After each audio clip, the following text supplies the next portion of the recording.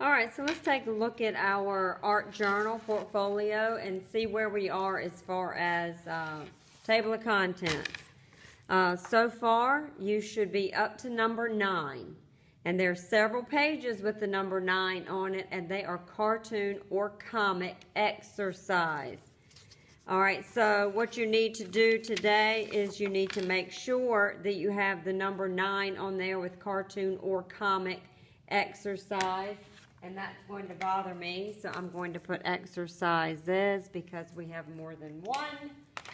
And you need to take your sketchbook assignment week, and this will be the 3rd week of grading because last time it was just your substitute teacher assignment, which will be your grade next week.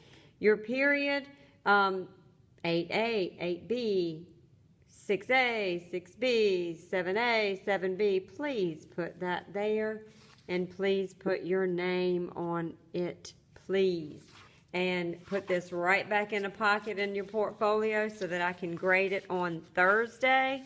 And it must be in order, or so many of you are not passing your journals, 75% of your grade. All right, so let's take a look at the number 9 cartoon exercises. We did the expressions, and it has the number 9 on it. This is the time that it took us to do it, the number 9. These are the faces, also has the number 9 and how long it took us to do it. I did some extra faces, which you would put in there, also with the number 9 on it. And then we worked on the gestures exercises, which also has the number 9 on it and how long the video was with pauses. So this is what you're looking at now. What I was trying to explain yesterday is to add these little touches that remind you of what this gesture might represent. Sitting on something, laying down, on a towel with the radio, a trampoline, just little tiny things to help you remember. Okay, so once we get that done, I'm going to keep that sheet out because I don't need the rest of it. So what we're going to do now is we're going to take it to another level. You're going to put some meat on this skeleton, some meat on those bones. And in your binder on the table is a sheet that says, I can't draw until I practice. They've done exactly what we're doing. They're taking their stick figure and they're putting some clothes on it. Okay, they even put some little hand gesture pieces and some ears, and they're starting to make this into a person. They're using their different gestures, and they're outlining it just like you did for the block letters or the bubble letters. Okay, so you're just taking that gesture and creating a figure, gesture to figure. All right, so an example of that is my running man. And if you notice, I went ahead and did a little thumb, hand, little foot, and there are my knee joints and my elbow joints. So that's a completed gesture that we did previously. Now, I have outlined it just like the block letter or the bubble letter, and I didn't erase all of my lines so that you could see exactly what I'm talking about. I've erased the line here. That is why we draw lightly. You don't want this line showing through your figure. So that line right there will be erased. And I outlined it the same for the foot. I think I drew harder on this one so that you could see it in the video, which is just another great example of what not to do. All right, so that's what we're going to do. So if I were you, I would take one of your gestures and I would draw it large to practice.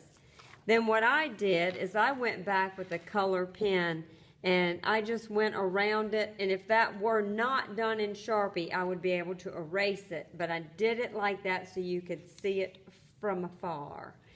So try it again, drawing lightly with the pencil, then outlining it with the pencil, then going over it with a Sharpie, draw large enough to use the Sharpie, and then I erase the lines. And then I have my figure just like in the example that's in the folder. All right, so once we finish that, we're going to get something called a story map. All right, now each one of your comics must have one of these to get the grade. So on this particular paper, we're starting the project now. So you are going to put the number 10. And on your table of contents, you are going to put number 10 and comic. And this is the project. Okay, so that's number 10. So now I've got my number 10 on this paper. I'm going to come up with a title. And you might change this 6 times. It doesn't matter. But go ahead and come up with some title ideas. What kind of characters are you going to have? You're going to have children, adults, animals, your friends. You don't have to write their names if it's an anonymity issue. Are you working with someone or are you working alone? So you could put that information there. You might be both author and illustrator. What is your setting? Where is your comic strip taking place? We looked at Dennis the Menace. It took place on Mr. and Mrs. Wilson's porch. We looked at the Peanuts, Charlie Brown and Lucy. It took place outside of her psychiatric booth. What is the problem? We need a problem and a solution. What is the problem? In the Dennis the Menace, the problem was using a boo-boo and a Band-Aid, and the solution was getting cookies and milk. So you got to have a problem, you got to have a solution. So I'll share mine with you real quick.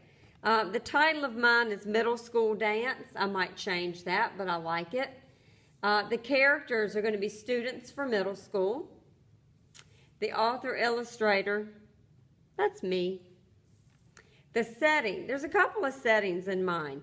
There's home and there's the gym where the dance is. What is my problem? Getting ready and I can't dance. The solution, having fun and different dances, because the solution to a dance is having fun. Now, okay, moving right along. I have done mine, and it's in various phases of development. I did my block and bubble letter combination. I have not outlined it or erased anything yet. I did a little cursive up here for some difference to make it exciting. So I've got my title on there. I've got my first block, Dance Tonight, Yay, and I'm jumping up and down with excitement. I have taken my stick figures and added some clothing to them, okay?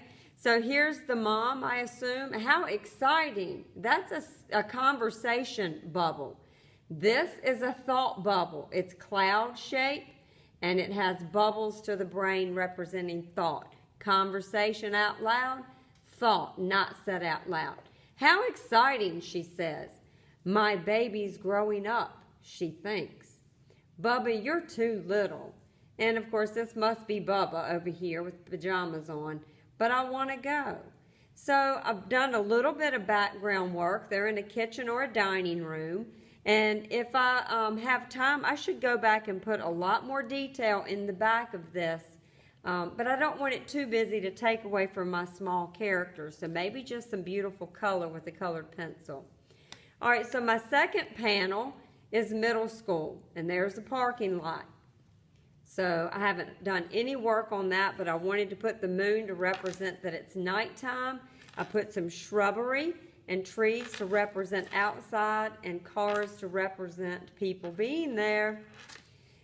All right, so here is the problem square, okay?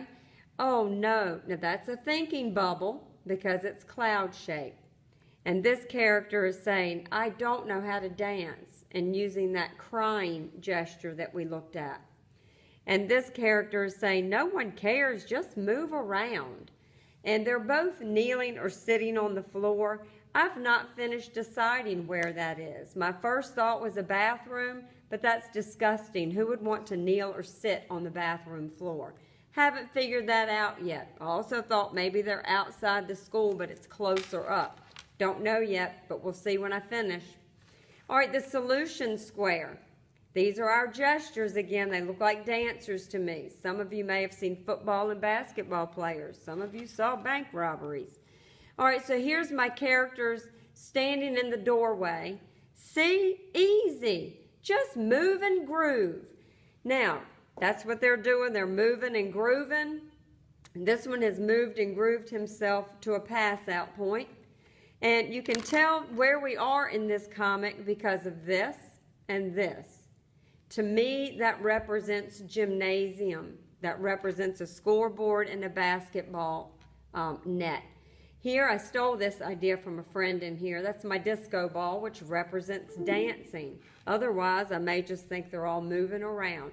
It's these little touches that add some conversation to the picture without using a lot of words. I did not write paragraphs, but I have completed a full story. So I also have the book up here I had shown you before that has different comics in it. The Down on the Farm one. Now this one has been colored, and I didn't do anything but stick figures and stick figure animals. All right, and then this is the one that I had shown you about life at the blank. So this book is still up here on my desk for you to look at, okay? Please don't copy mine. You are too creative for that. So you have your comic strip, which you used your story map to create, which you used your gestures to get your figures going, which you then outlined to get your figure from your gesture. Now, the only thing is, if you want to do an editorial style, you won't have all these blocks. You'll just have the one. Most of you will probably stick with this. Okay, so there's been a whole lot in this video, and I'm finished talking, and the only thing I do want to add real quick, so I guess I'm not finished, is the rubric for grading. I need for you to read this time. In fact, I may do a separate video on reading this, but I don't want to right now. I am grading you a little sterner on this because for that portrait, most people just went down and circled all of these things, but they hadn't written their name on the back, nor their class period, nothing. But they gave themselves a 10 on that one. They may not have had any organization or balance to their picture, but they gave themselves a 20. We're not doing that this time. Read it. This is what I expect for you to have on your finished comic. Now I'm finished. Get to work.